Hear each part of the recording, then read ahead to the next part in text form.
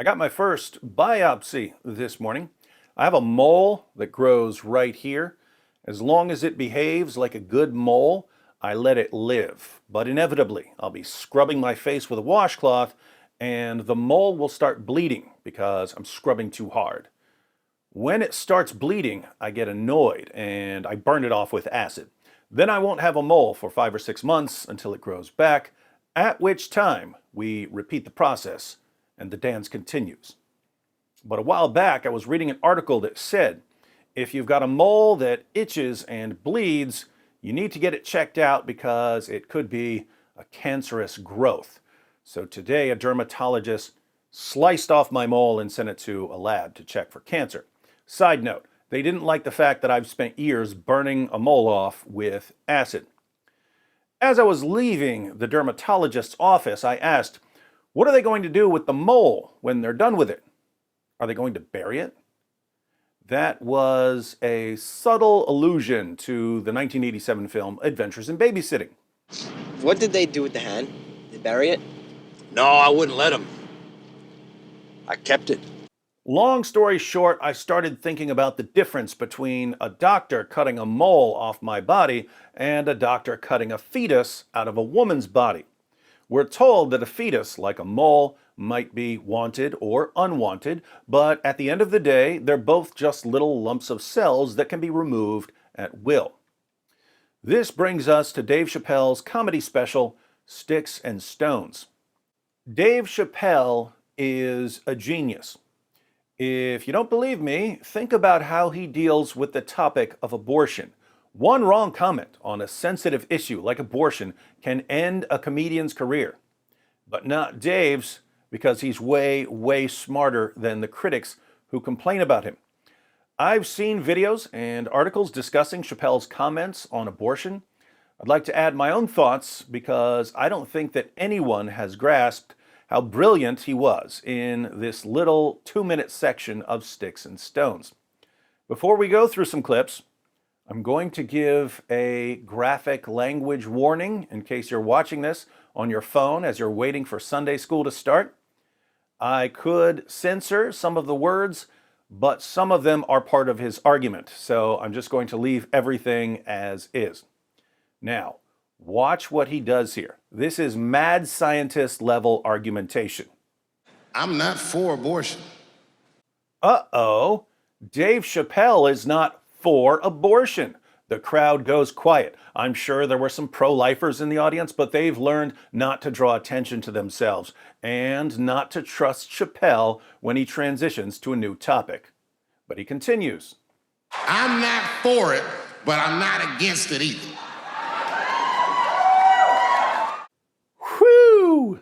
Chappelle's not against abortion, so we can cheer and breathe a sigh of relief.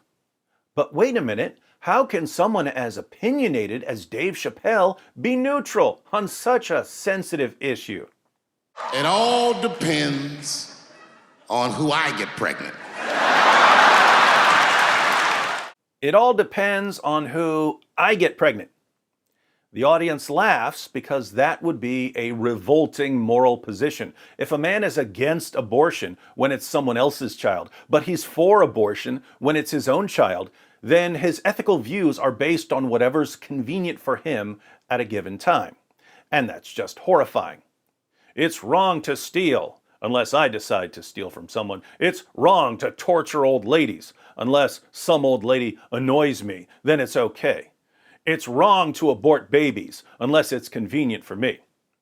Now, there are people who are like that. There are men who are against abortion until they get their girlfriends pregnant, and then their position suddenly changes.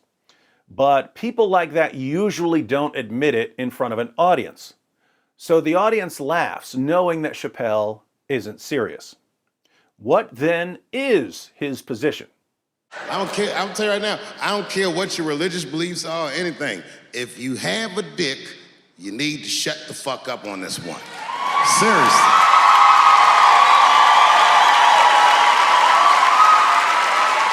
This is theirs. The right to choose is their unequivocal right. If you're a man, you need to shut up about abortion.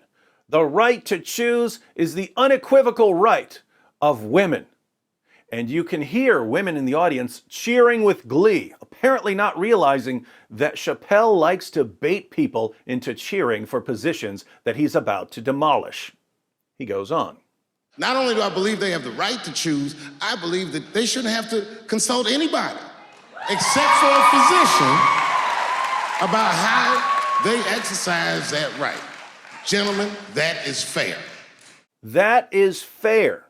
Women shouldn't have to consult anyone apart from a physician on whether they choose to abort their babies. They shouldn't even have to consult the fathers. That's fair. And the women in the audience once again cheer with glee because all of this is being said on Dave Chappelle's Netflix special. And now that Chappelle has convinced the audience to take a firm, audible stand on a sensitive issue, he takes them for a little ride through Consistency County. And ladies, to be fair to us, I also believe if you decide to have the baby, a man should not have to pay.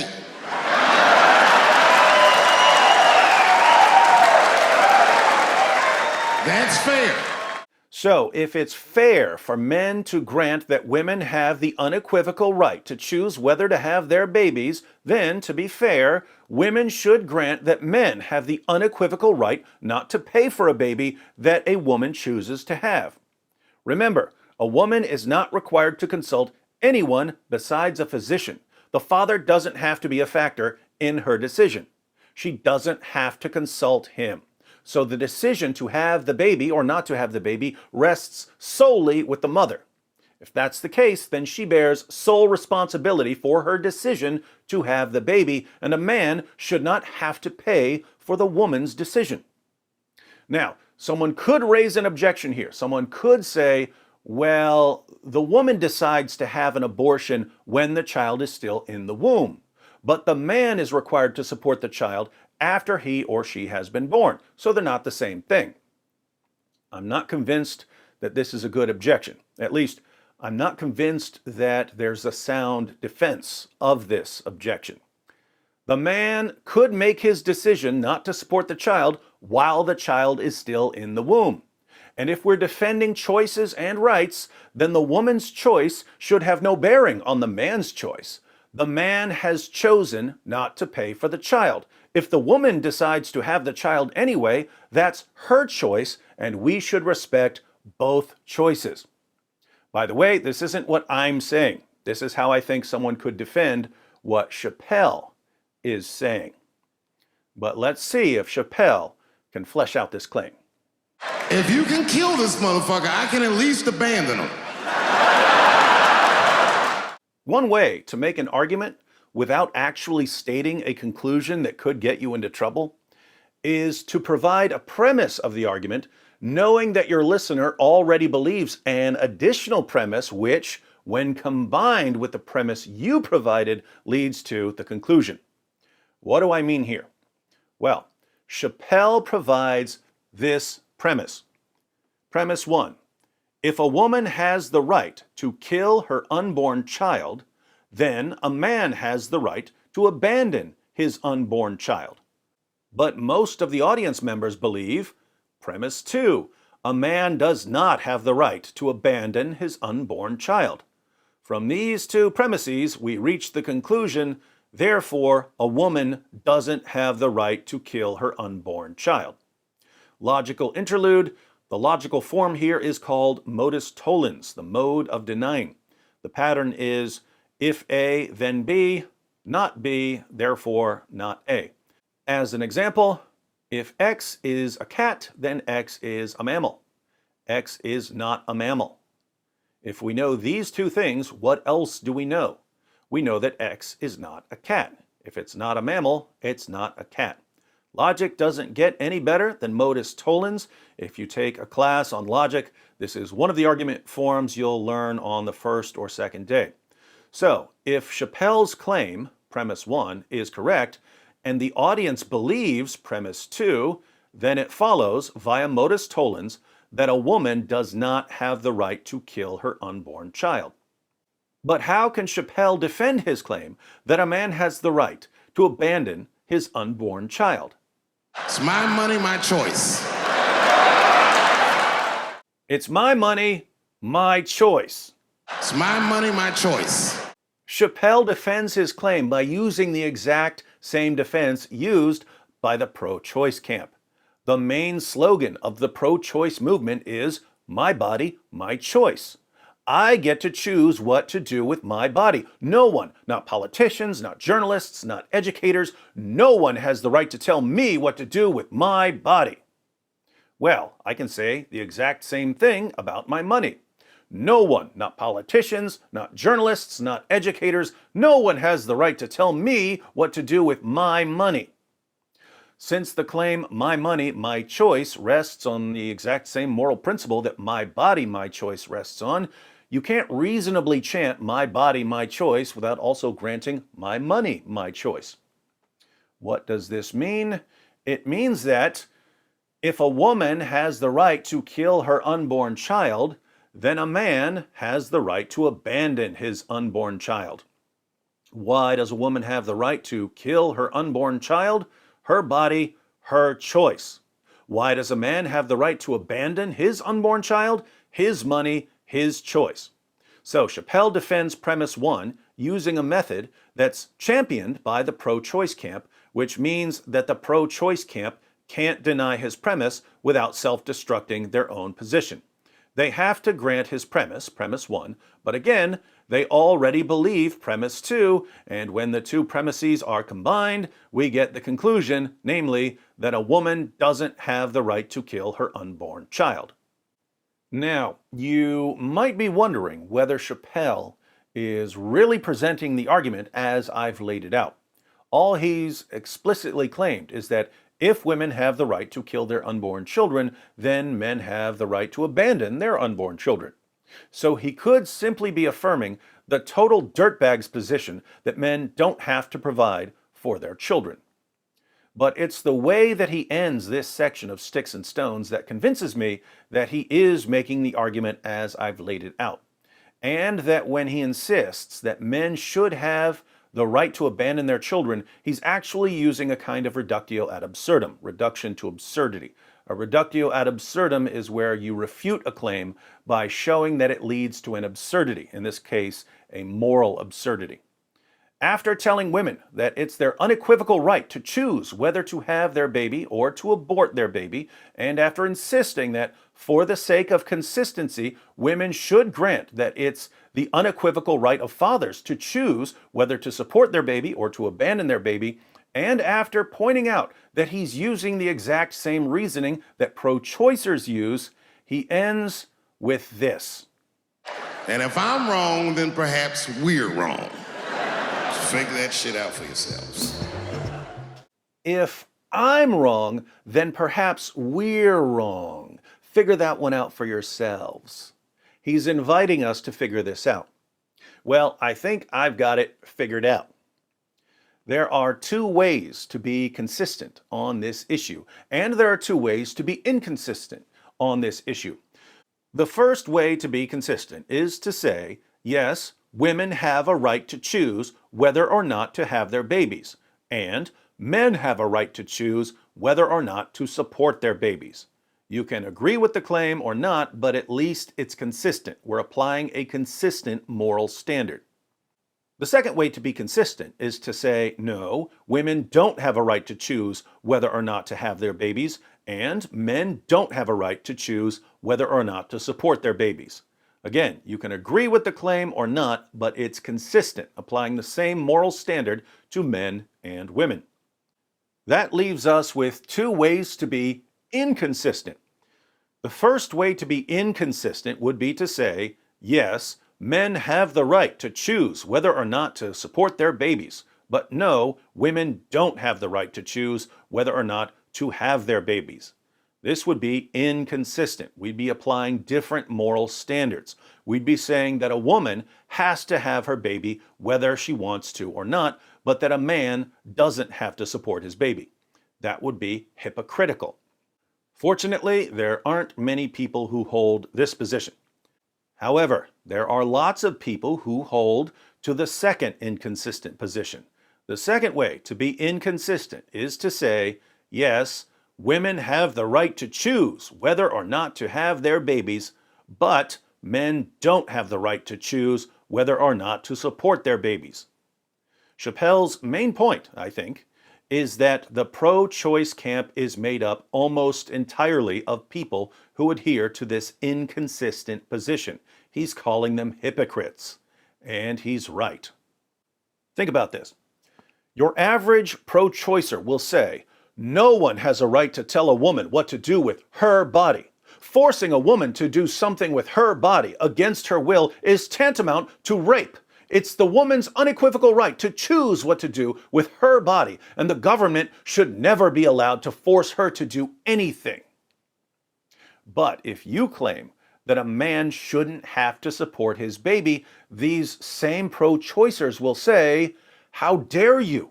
Of course we have a right to tell a man what to do with his money. A father has a moral and a legal obligation to support his child whether he wants to or not.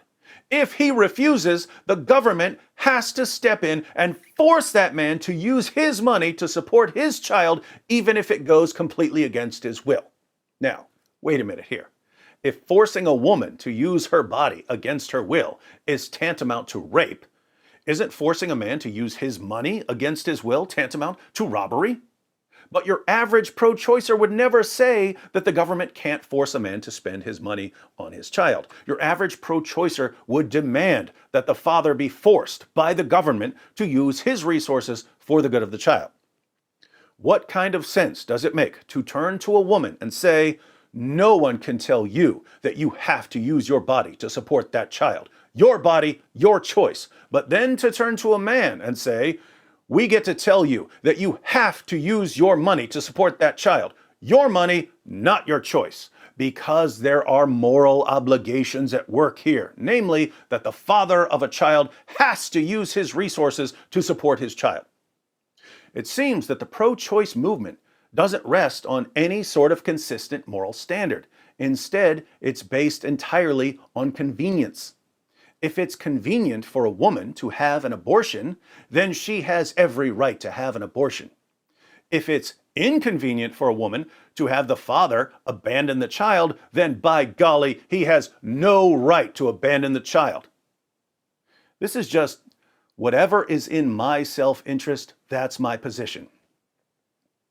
Remember when Chappelle said that his view of abortion depends on who he gets pregnant? I'm not for it, but I'm not against it either.